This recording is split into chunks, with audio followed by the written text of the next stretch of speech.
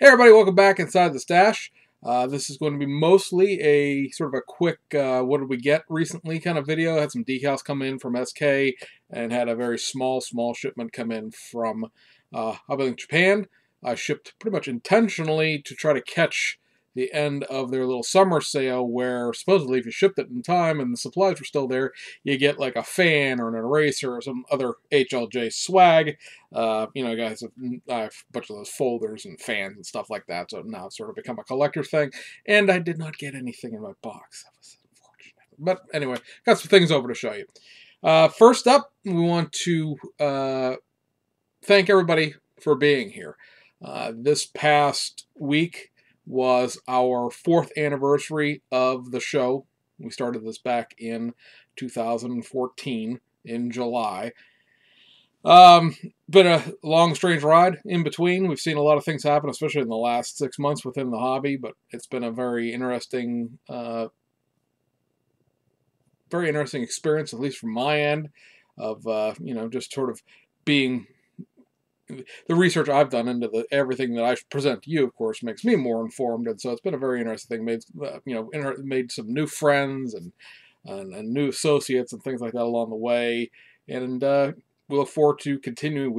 I look forward to continuing to do this, for as long as you guys will put up with it, or as long as we have model companies to talk about. Whichever occurs first. I guess if we run out of model companies, this will turn into a building channel instead of a what are you getting next kind of channel. But there are worse things that could happen, right? But yeah, so to each and every one of you who lets me into your hobby room, your computer room. I know some people will listen to me in the car. I've done that to a few different people's videos as well, where I'll hook my Bluetooth up to my car stereo on my phone and just play the audio through the radio. If it's a video where it's a more of a talking video than it is a watching video. I'm not going to watch videos while I drive, but there are a few people who, are just doing, oh, hey, look, it's a 9-minute update of, just things that they're in the hobby they want to talk about. I'll put that onto the car stereo and listen to it while I drive. I know certain things that I do obviously would be very hard to deal with in a non-video sense. I show you guys box art and stuff like that, but you probably could watch the stash report with just the audio only if you can, keep, just sort of, in your mind what I'm talking about. And, so like I said, again, thank you everybody who's helped make the channel what it is so far, and hopefully we'll continue to grow it in the future. Second up is a thing that literally just popped up while I was in the background on Facebook reading some things while I was prepping the area down here, because I was actually been building things, and so I had to move stuff out of the way in order to set the laptop and camera back up again. Was a post on the ISM Facebook page where someone had posted wondering how many modelers have fun actually building models. And I thought this was sort of an odd question, and it literally just popped up, so a lot of people probably, depending on when this gets uploaded, will have not seen the question yet. It's very puzzling to me. And the other thing was, like, if you're not having fun with models, should we call it toys, or, what do we call it? Or no, is fun only for having, is having fun only about toys and stuff like that.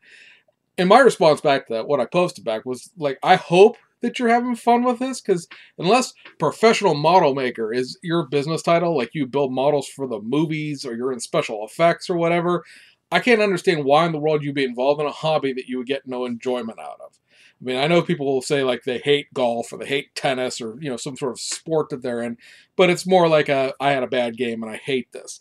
I play World of Warcraft. That's my sort of other hobby along with photography. There's a lot of times that World of Warcraft really drives me up a wall and I'll be sitting there cursing the computer out going, I hate this game, I hate this game. But obviously I'm still paying a monthly fee to play it, and I'm still, actively engaged with it, so I don't hate it. I just, at that moment in time, I'm not really particularly thrilled with it. And I think you see a lot of that too. I mean, and you could hate an individual model. There could be a model that just, you and it are not getting along, and I hate this. But you don't hate the hobby as a whole. You don't find the entirety of what you are doing in the hobby unenjoyable, because if you were not enjoying what you're doing. Why are you doing it? Like, why are you involved in a hobby you find absolutely no enjoyment out of? I wouldn't understand that. As far as the toy thing goes, the only people I know who call models toys are children, wives, and people trying to disparage you online. And that last group would be people who see something you do and are jealous of it, or get butthurt about something you say about their build, and they say something to the effect of, "Why are you so serious? It's just plastic toys." It drives me up a wall, in case you haven't been able to tell in the prelude of making funny voices to do the air quote part. Everybody enjoys the hobby differently, and I really try to keep that in mind, both in any type of commentary I do about other people's builds, any type of commentary I do online about the hobby in general. I mean, I'm a little bit more free-flowing in these video formats, because if you want to complain in the comment section, I'll debate you in the comment section, but this is my little corner of the internet, and you just have to suck up and take my opinions, or don't. It's up to you.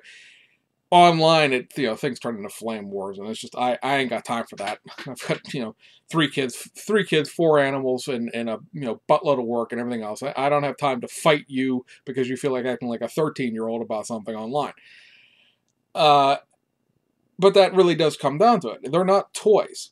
Even people who do nothing but build out of the box and don't sand off molding lines, don't fix seams. They just build for the enjoyment of accomplishing the build. It's not a toy. I mean, it's still a model kit. It still took time, effort, working with your hands, and whatever. Now, I do tend to, at least on the race car part of my hobby, go into that sort of nth degree. You guys have seen me go off on tangents about racing series and what cars do what and what should be modified about what car. And I can go, off on a 2-hour-long screed about Super GT right now off the top of my head, about things I want to build and things that are aggravating about kits that don't quite represent what they're supposed to and things like that. But if you go into like, oh hey guys, I'm gonna build this Alfa Romeo, or not Alfa Romeo, but I guess it is an Alfa Romeo, isn't it? I'll build that Mazda Miata that's not a Miata and not a Mazda. It's like, okay, I'm gonna build a thing and it's gonna be whatever it's gonna be, and I really am not gonna be in a oh my god mindset about it, because to me that doesn't really matter. And so even within my hobby, my enjoyment of it varies depending on what exactly I'm doing subject matter wise, or not enjoyment of it, but exactly how intently precise and accurate and nth degree it is. Some people are nth degree all the time, and that's fine. Some people, are just out of the box, build it to have it as something I've done all the time, and that's fine too. The thing I've always sort of strived for and been my mantra in the hobby has always been to constantly seek improvement, whether that's technique, tools, the actual build itself, or whatever, because I don't see the point of being in a hobby if you're not trying to improve yourself in the hobby, at least somewhat. And that doesn't mean that like you go from building a box stock model that you haven't sanded the mold lines off the body before you painted it into IPMS National Award-winning Best of Show thing. It just means that, well, this kit is this, and the next one was a little bit better. And personally speaking, this one was a little bit better, and you should, I would think, be able to take a model you built like 3 years ago and a model you built today and be disgusted almost by the model you built 3 years ago, because oh man, it was really good for the time and I really liked it when it was done, but this one is like so much better, or at least I appreciate the how it came out a lot more than I do this one. That this one is almost embarrassing. I know a lot of people that are like that, where their previous builds, unless they're building specifically for contest, in which case you're sort of got a standard of building, I guess. You're always sort of looking back at what you did and went, ugh, okay, well, that's why you see a lot of people will build the same kit a second time, like 5 or 6 years later, when they're like, yeah, okay, so that last one, you guys liked it, but I can't stand it, so we're building a second one, and we're gonna, build it to my current level of building. You see a lot of current level of building builds go on out there, and I think that's, That's what it is. You talk to people about, you know, a constant sense of improvement, and they're, oh, you're taking things too seriously. No, it's not about I built crappy models and now I'm an award-winning modeler. It's not about you know, taking some giant meteoric leap over the moon in whatever you're attempting to do. It's just, you know, constant progression.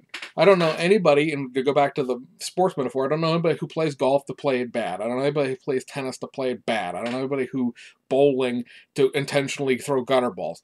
I see a lot of people in the modeling hobby, however, get into a fixed position as far as what they're comfortable building, subject matter wise and skill level wise, and they sit there. And those tend to be the people that, you know, in a couple of years burn out, and they just, you know, they turn into the cranky people online where it's like, wow, you're just too serious about this. When was the last time you built a model? Well, yeah, because you know, it's just one of those things. I think you constantly have to be trying, you know, on to the next one has to be on to something better. If it's, you know, every now and then you're gonna get a step backwards, paint screwed up, decal didn't work, the model itself is just a piece of junk that you just grudge effed together at the very end just to get it off your bench. But you know, there's still a progression with that. There's always a progression forwards, I would think. You know, if you, it's the old you know, adage of, you know, being idle is just, you know, it's a surefire way to die. And I don't mean that in like in a literal sense, but it's always thing I've always told my students when I was teaching driving, you know, teach people how to drive semis, is the day you stop learning is the day you die, because that's legitimately the truth. You're always going to be learning in that job, and you're always going to be learning within the hobby. And I don't see the point in just like intentionally putting blinders on and be like, no, this is what I do, and I'm not accepting anything from outside. And I see people do that. So anyway, that's my take on the, do you have fun with your modeling? Yeah, you should. You better. Because if you stop having fun with modeling, more than likely you're in that rut of building into that little construct that you made for yourself as far as, you know, so like I said, subject matter wise or build skill level wise or whatever, you know, hey, why don't you try some? Oh, I don't want to. Well, you know, you could, they make a, you know, XYZ that'll help you out. No, I don't, you know. Okay. Have fun. Excuse me, guys. So anyway, that's my 5-minute take on that. I have another rant coming up in the regular video about other people online, but we'll skip that for now. Like I said, we'll show you what we picked up here recently. Gonna be a lot of decals, only 2 kits. We may just run through the Hobbylink Japan stuff real quick first, as it'll be the easier of the 2 things. And anyway, we'll spin the camera around. We'll be right back.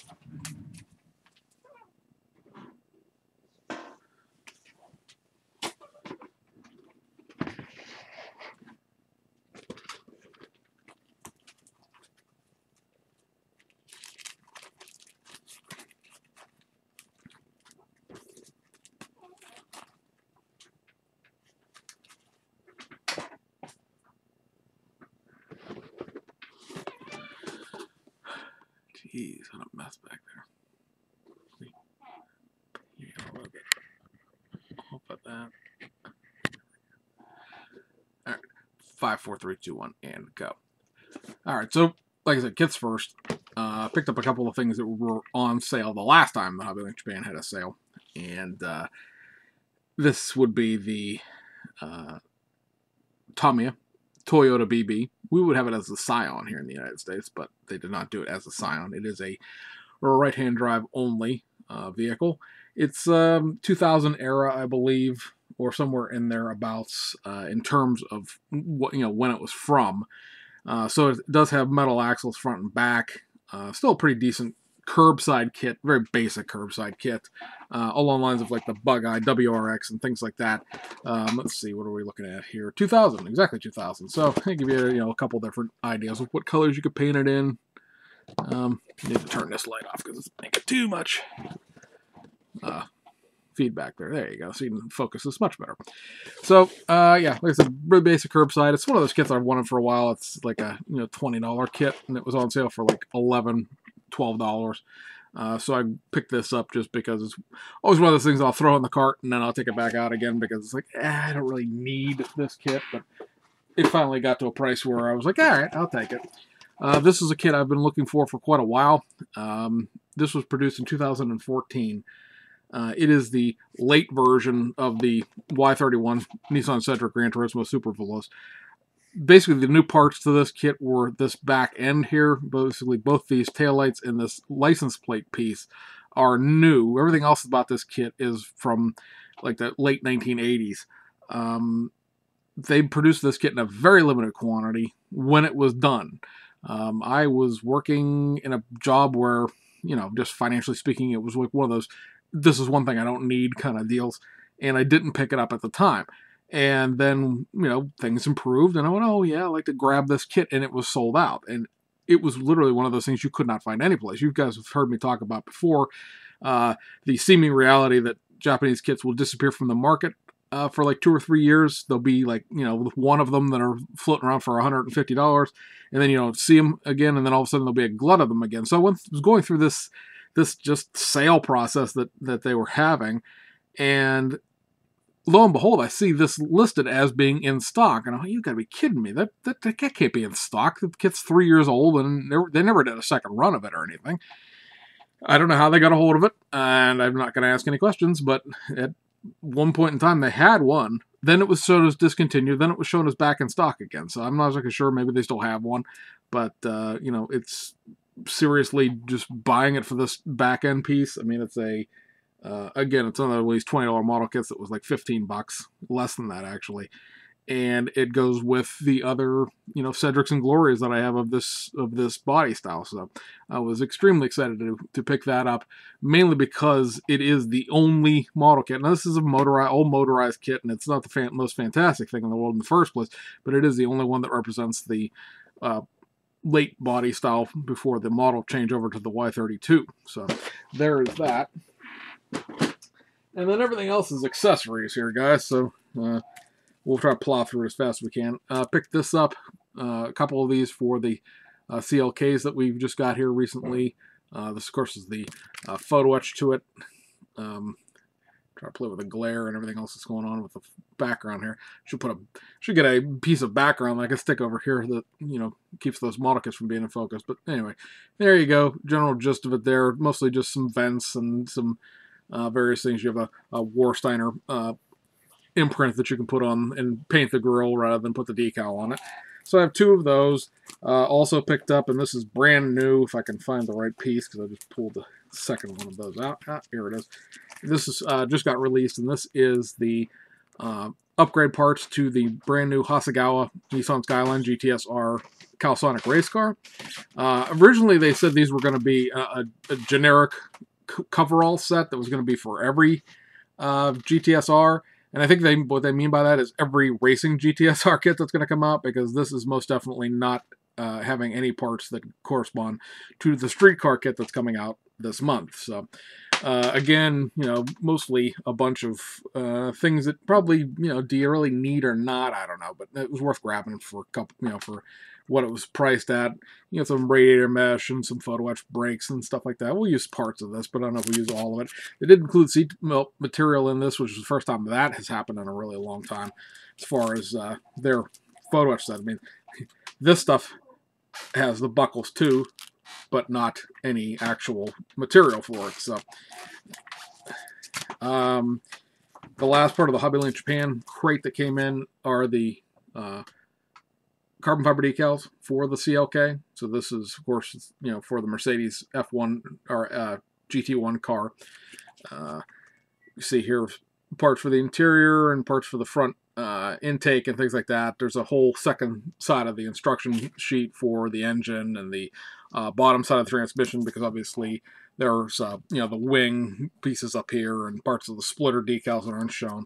This is 3 sheets of decals, one big one sort of medium-sized one, and then there's one down here. It's basically the bulkhead and some of the outside things, like this is the fuel filler doors. This is obviously the back of the bulkhead, and so there's that, one of each for those kits. And then we picked up some things from, like I said, SK Decals. The first one is the one we're actually working on when I said we're going to take the bench apart to put the cameras back together again. This is the 1994 Macau Gia race, third place finishing Toyota Corona driven by Tom Christensen. Sort of an odd little juxtaposition here. This is the former number 36 car that the actual kit builds into. The actual, I think it was a championship car that year, right? Let's see the box here. Yeah. Sakaya-san's championship car was the number 36 car. So they pulled that car after one of the cars from the team after it won the race. And they stuck Tom Christensen in it, which was amusing because he was running for the other Toyota team that ran Coronas, which maybe we'll see another. Be nice if we got those decals out of BMAX or somebody for the other Coronas that ran JTCC, because there are the 2 red and white ones that the box art decals represent, and then there was another set on top of that that was run by the other factory Toyota team.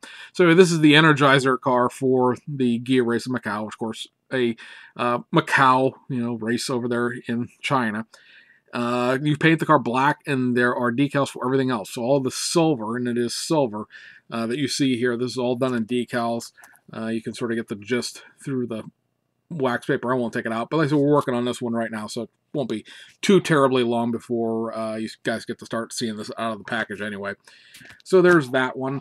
Then we also have a whole bunch of the 2017 FIA GT World Cup decals. I'm going to throw you the backside here so you get an idea what the layout looks like. But there's actually, now you have to buy one set for each car. You can't buy one set and do 3 cars with it. So keep that in mind. But this is Edwin, I can't think of what his actual real name is. It's just E. Is it Edwin? But anyway, Mr. Mortara here, this is the winning car for the race. Now remember, there was a giant wreck during qualifying, so there wasn't a whole lot of cars to begin with, but he won the race in 2016 as well. So you have his car here, which is the number 48 car for the race, the AMG Driving Academy cars. And then within the decals themselves, you also get the decals to do the number 50 car and the number 88 car. Now, the number 88 car is the Group M Racing. They were a Asia GT blank paint team. The other one is the other AMG GT Driving Academy car. So, like I said, there's decals here to do one of the 3 cars. Now, they give you, of course, in one decal sheet the option to do all, one of the 3 cars. So, it's up to you to pick which one you're going to do. All of them are the same color. They're all the same silver color. 2 of them, again, are, like I said, just sort of stalwarts of the FIA GT system as far as the drivers and AMG in general. And the 888 team was a addition this year, and probably will be in 2018 as well, from the Asia GT series. And then the other car that ran Asia GT as well is the what is known as the Lincoln Park Art Car. Now, there are 2 art cars, technically speaking. One is an M6, but this is probably the better known, especially after the unfortunate passing of Chester Bennington. Lincoln Park became a oh my god thing. There are 3 Lincoln Park cars totally done. There's this one, and there are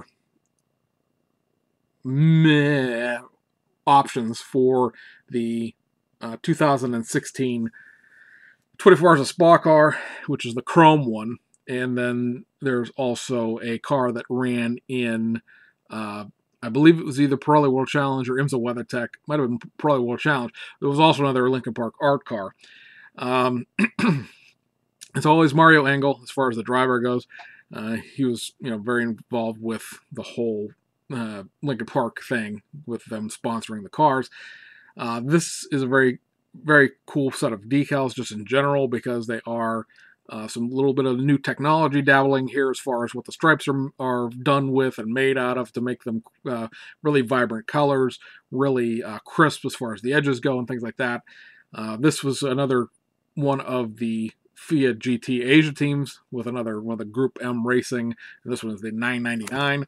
And so this is what your decals look like here. And this is front to back. This is the part that wraps the grille. This is the part that cuts the edge of the headlights.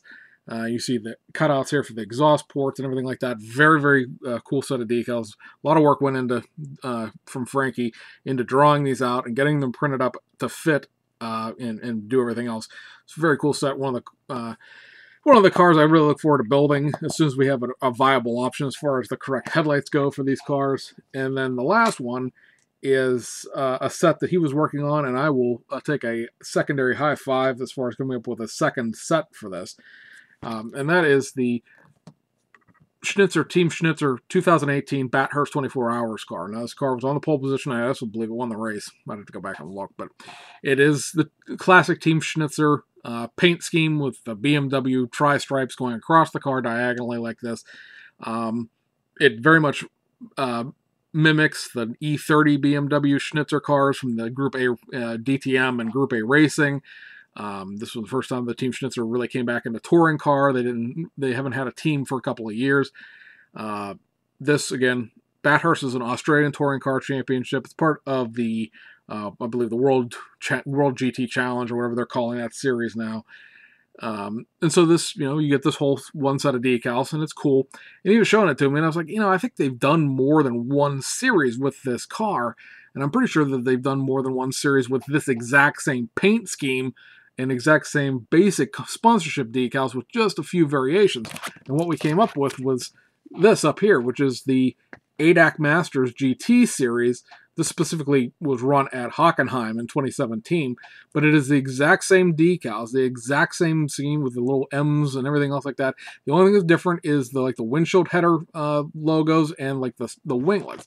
You'll see here that you get this part. I'm going to try to keep it split on the camera so you sort of see where we're going with this. Here's your Schnitzer decal. So all of the decals as far as the actual colors of the car are done in decals. And then here's your 43As and your liquid moly decals for the actual Australian race itself. And then down here you have this little bit, so it's everything below the cut line here. And this is the ADAC Masters version. Now these, of course, are little supplemental striping decals so that you can fix, anything you have to cut, like over door handles or anything else like that. So that's a nice touch anyway.